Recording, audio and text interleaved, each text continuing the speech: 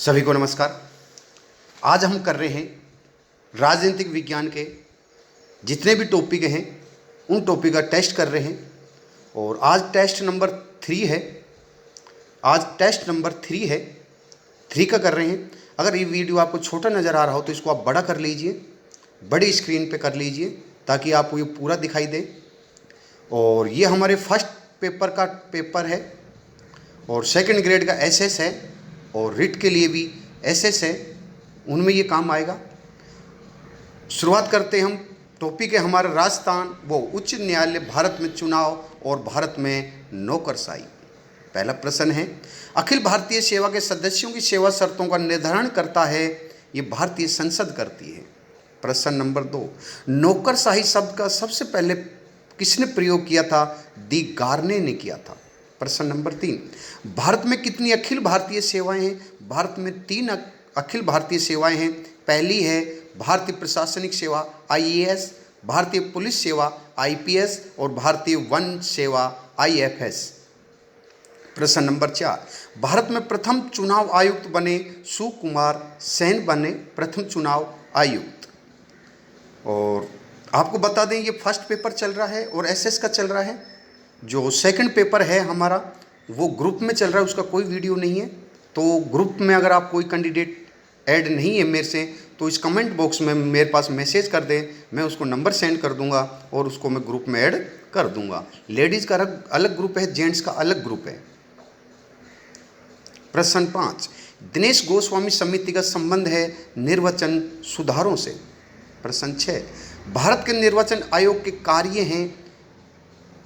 भारत के निर्वाचन आयोग के कार्य कौन सा कथन सही है?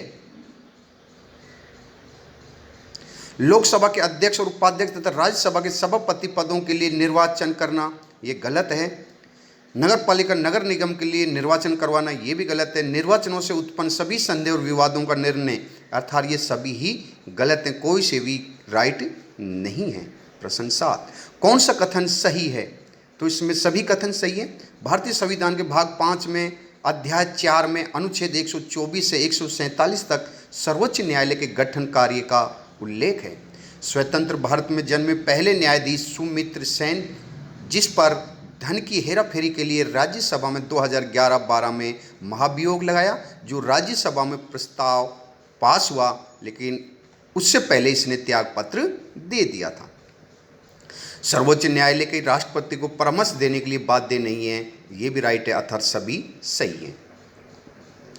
उच्च न्यायालय द्वारा अधीनस्थ न्यायालय में चल रहे किसी मामले की सुनवाई को रोक कर उसे उसके पास प्रेषित करने का आदेश दिया जाता है, वो कहलाता है, वो उत्प्रेषण कहलाता है। प्रश्न 9, प्रत्येक राज्य में एक उच्च न्यायालय होगा किस अनुच्छेद के अनुसार? ये 214 के अनुसार। 10, कौन सा विषय उच्च न्यायालय और उच्चतम न्यायालय दोनों की अधीनता में आता है? मूल अधिकार का संरक्षण। तो ये प्रश्न 10 हो गए हमारे थर्ड टेस्ट में। और किसी ने अगर नहीं किया तो मैं सेकंड और फर्स्ट भी करवा देता हूँ।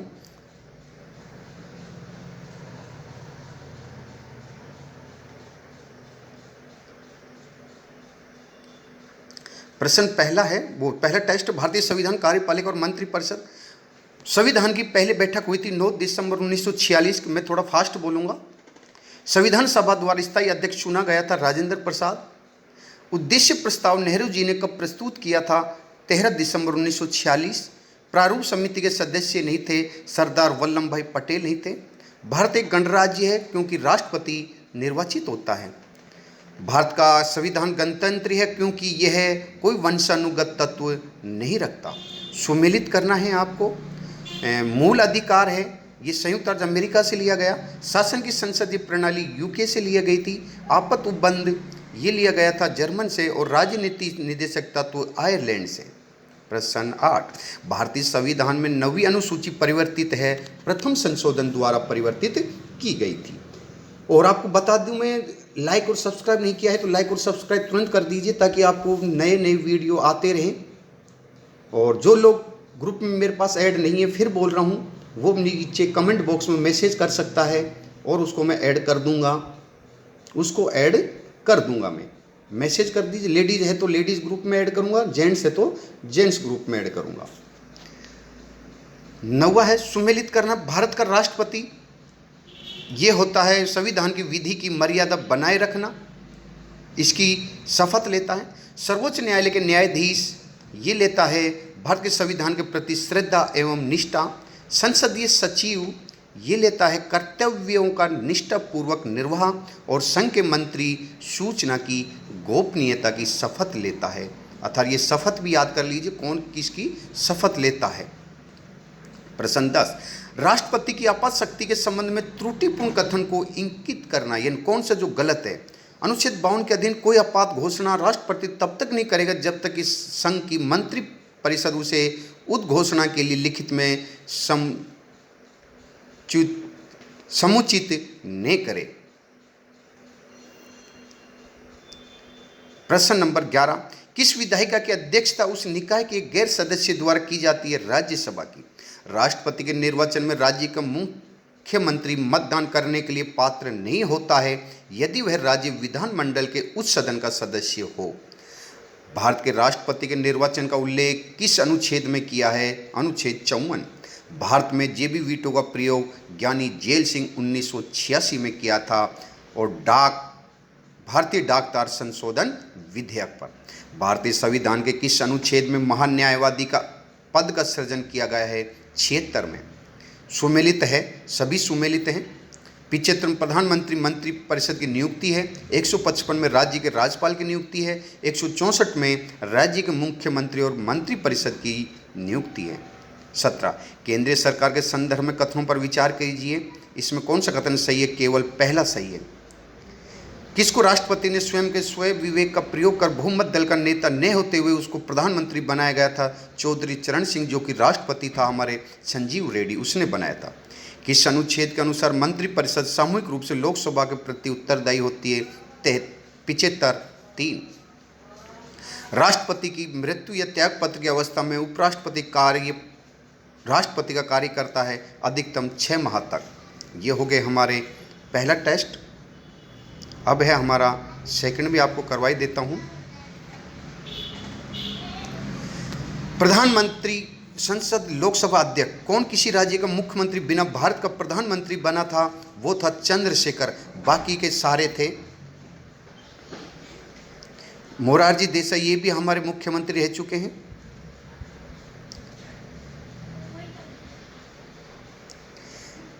निम्न में से किसका भारत के संविधान में तो स्पष्ट रूप से उल्लेख नहीं है, परंतु परंपरा के अनुसार परंपरा के रूप में पालन किया जाता है? प्रधानमंत्री यदि निम्न सदन में बहुमत खो देता है तो उसे त्याग पत्र दे देना चाहिए। कथनों पर विचार करने, कौन सा कथन सही नहीं है? दूसरा नहीं है। मोदी भारत के प्रधानमंत्री लगा तीसरी बार बने, ये रोंग है। संसद बनती राष्ट्रपति, लोकसभा और राज्यसभा। भाग 5 में अध्याय 2 और 3 अनुच्छेद 79 से 123 में संसद शब्द तक है, और संसद का प्रयोग है 79, अर्थात संसद का किस अनुच्छेद में? 79 में है। संसद का ऊपरी सदन है राज्यसभा। बजट अधिनियम के चरणों को सही क्रम में करना है तो पहला आएगा आम बहस होती है, फिर उसके बाद अनुदान मांगों पर मतदान होता है, फिर विनियोग विधेयक होता है, फिर होता है वित्त विधेयक। निम्न कथनों पर विचार करनी है आपको। कौन सा कथन सही है? केवल इसमें एक सही है। केवल राज्यसभा में ये शक्ति निहित है कि वे यह घोषणा करे कि राज्य सूची में किसी विषय के संबंध में राष्ट्रपति हित में संसद विधि बना सकती है।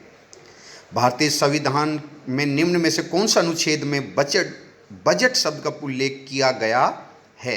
यानी बजट का उल्लेख किया गया है, किसी में भी नहीं किया है। आप ये कहेंगे कि अनुच्छेद 112 में किया गया है, बिल्कुल किया गया है। उसमें बजट शब्द का नहीं है, उसमें प्रतिवर्ष बजट प्रस्तुत किया जाता है, यानी पेश किया जाता है केंद्र सरकार के द्वारा, उसका उल्लेख है। लेकिन बजट शब्द का कहीं भी उल्लेख नहीं है, बजट शब्द की बात कर रहा है। प्रश्न 9, प्रथम लोकसभा के अध्यक्ष थे जीवी मावलकर।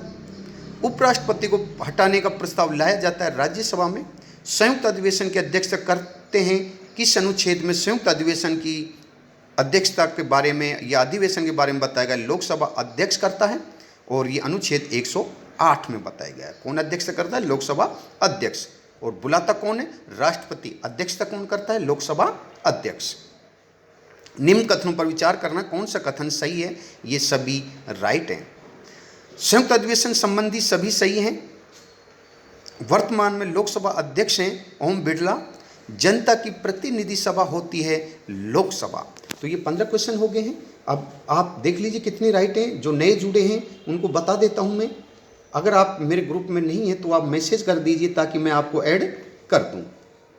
और ज़्यादा से ज़्यादा लोगों को शेयर करना है। और आपको अच्छा लग रहा हो तो लाइक और सब्सक्राइब भी कर दें।